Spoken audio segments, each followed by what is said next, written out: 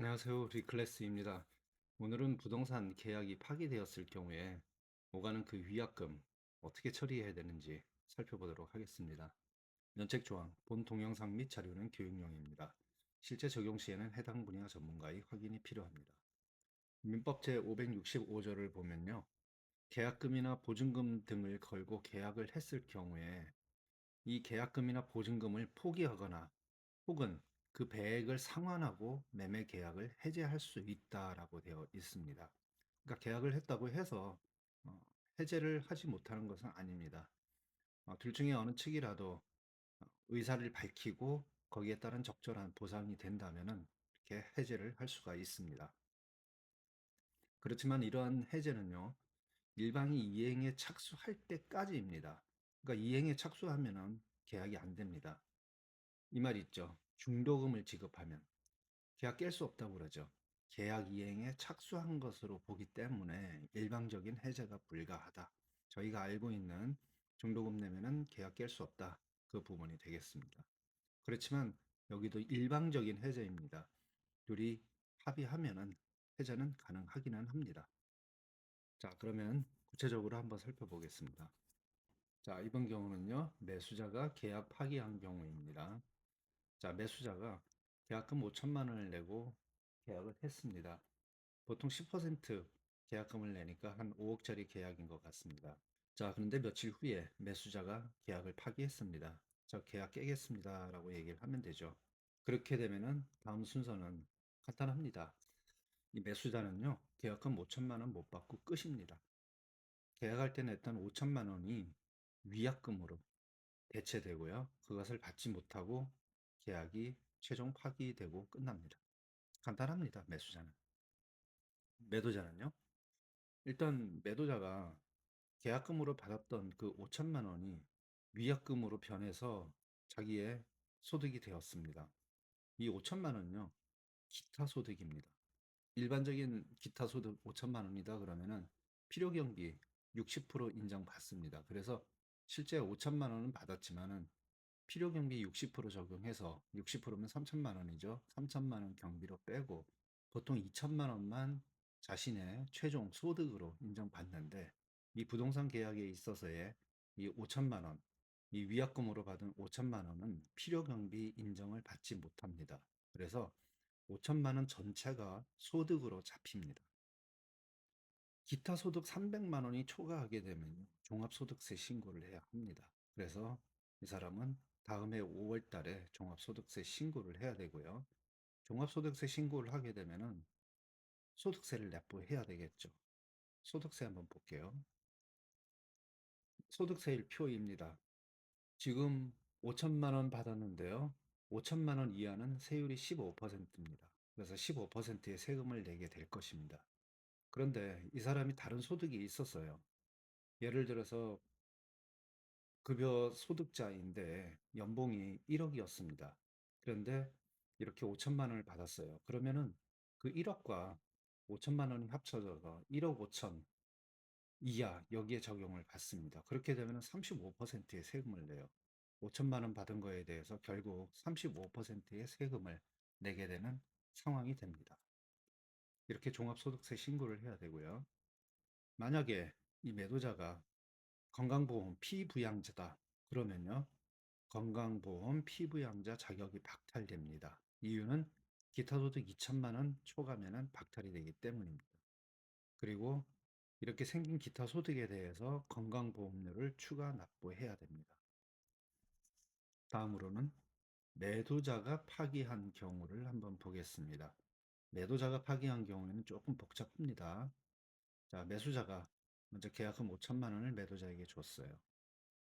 그런데 매도자가 계약 파기하겠다는 의사를 밝혔습니다. 그러면은 이 받았던 돈을 돌려줘야 되겠죠. 보통 우리들이 배액배상이라고 하지 않습니까? 5천만 원을 받았으니까 계약금 받은 건 당연히 돌려줘야 되고 5천만 원을 받았으니까 5천만 원의 위약금을 얹어서 5천 플러스 5천 해서 1억 원을 돌려줘야 된다라고 이제 알고 있습니다. 그러나 실제로는 이 경우에 8,900만 원을 돌려주면 됩니다. 왜 그렇게 되는지 한번 알아보도록 하겠습니다. 자, 이렇게 매도자가 계약을 파기하게 되면 이런 일들을 해야 합니다. 자, 첫 번째로 받았던 계약금 5천만 원을 매수인에게 돌려줘야 됩니다. 그렇죠? 그리고 두 번째는 위약금을 줘야 되니까 계약금 5천만 원에 대한 위약금 5천만 원을 매수인에게 지급해야 됩니다. 그러나 원천 징수를 해야 됩니다. 이 기타 소득에 대한 원천 징수, 이 부동산 계약 위약금에 대해서는요, 원천 징수가 22% 됩니다. 정확하게는 원천 징수세 20%에다가 지방세 20%를 플러스 한 겁니다. 그래서 22%가 되고요. 이 5,500만 원의 22%를 빼고 1,100만 원이 됩니다. 1,000만 원을 뺀 3,900만 원을 매수인에게 지급합니다. 이렇게 해야 돼요. 그러면 계약금 5천만 원과 이 3,900만 원을 합치면은 총 8,900만 원입니다. 그래서 일반적으로 사람들이 5천 받았으면 1억 돌려줘야 돼 라고 알고 있지만 그것이 아닙니다. 정확하게 처리하는 것은 이렇게 원천 징수 제외하고 이 경우에는 8,900만 원을 돌려줘야 됩니다. 자, 그러면은 8,900만 원을 돌려줬고 세금으로 매도자가 1,100만 원을 뗐어요. 그러면은 이 1,100만 원은 어떻게 해야 되느냐? 정확하게 세무서에 납부해야 됩니다. 아주 귀찮죠. 돈 받았고 그거를 또 세무서에 가가지고 신고하고 납부를 해야 되는 일들이 생깁니다. 이렇게 계약 해제가 되면요. 다음 달 10일까지 일단 세무서에 가서 원천 징수 받았던 20%를 신고하고 납부해야 됩니다. 그리고 다음으로는 또 지자체에 또 가야 돼요. 보통 구청이 되겠죠. 거기에 가서 지방세 10%를 또 납부해야 됩니다. 굉장히 복잡한 일들입니다. 귀찮기도 하죠.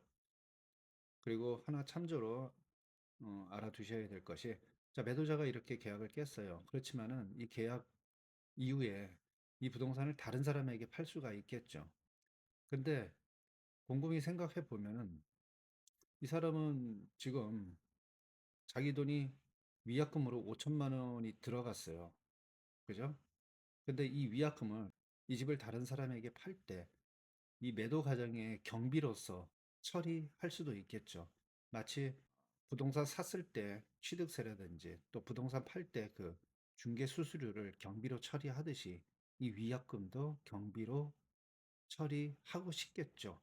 그리고 할 수 있나라는 생각이 드는데요. 정확하게 말씀드리면은 이 매도인의 위약금은 경비로 처리 불가합니다. 그런 판례는 이미 있습니다. 자, 매도자가 할 일은 이렇게 끝입니다. 자, 그렇게 되면은 매수자에게는 어떤 일이 생기느냐? 매수자는 8,900만 원이 들어왔습니다. 그렇지만 그 5천만 원은 계약금이고요. 위약금으로 받은 거는 3,900만 원입니다. 그래서 소득은 3,900만 원이 되겠습니다. 자, 역시 기타 소득 300만 원 이상입니다. 그렇기 때문에 이 매수자도 종합소득세 신고를 해야 합니다. 위약금 3천만 원을 받았습니다. 자, 당연히 기타 소득 2천만 원 초과이기 때문에 건강보험 피부양자 자격이 있다면 박탈되고요. 또한 건강보험료로 추가 납부하게 됩니다. 이런 굉장히 복잡한 절차를 거치게 됩니다. 이 절차를 반드시 따라야지 향후에 세무적인 문제를 피할 수가 있습니다. 자, 만약 이 절차를 따르지 않았다, 세금 신고를 하지 않았다, 어떻게 될까요? 세금 신고 안 하면 결국은 가산세와 지연이자를 납부하게 됩니다. 가산세는 얼마냐? 가산세율이요. 일반적인 무신고, 신고하지 않고 넘어갔을 때, 나중에 발각되었을 때 산출세액의 20%를 납부하게 됩니다. 20%요. 만약에 1,000만 원의 세금을 내야 되는데 신고하지 않았다. 그러면 200만 원 추가 납부하게 되겠죠. 1억이었다. 그러면 2천만 원을 발각되었을 경우에 납부하게 됩니다. 그리고 지연 이자를 냅니다. 미납 세액에다가 미납 일수, 그래서 하루에 약 0.022%를 내는데요. 이게 1년으로 환산하면 대략 8% 정도 됩니다. 만약에 10만 원의 세금을 내야 되는데요. 1년 동안 안 냈다. 그러면은 8%인 80만 원 정도가 나중에 지연 이자로 내야 됩니다. 자, 그런데 가만히 생각해 볼게요. 이 정도면은 한번 모험해 봐도 되는 거 아니야? 라고 생각할 수도 있어요. 그런데요, 보통 세금을 안 내 가지고 나중에 세금 추징이 들어오는 것은요, 금방 그렇게 들어오지 않습니다. 보통 세금 내야 될 시점에서 뭐 짧게는 1년, 어쩌면 3년, 5년 이렇게 지난 이후에 세금 추징을 당할 수도 있습니다. 그때는요, 기본적으로 산출세액 20% 이거 당연히 내야 되고요. 지연이자가 1년에 8%인데 만약에 3년 있다가 세금 추징이 들어왔다. 그러면 3년이면 3발 24, 24%입니다. 그렇죠? 24%에 가산세 20% 더하면 44%네요. 굉장히 크죠? 만약에 5년 있다가 추징이 들어왔다. 그러면 58, 40, 40%에 20% 합치면 60%입니다. 미납 세금의 60%를 벌칙으로 내야 되는 상황이 되는 겁니다. 그래서 정말로 무서운 것은 세금 미납이다.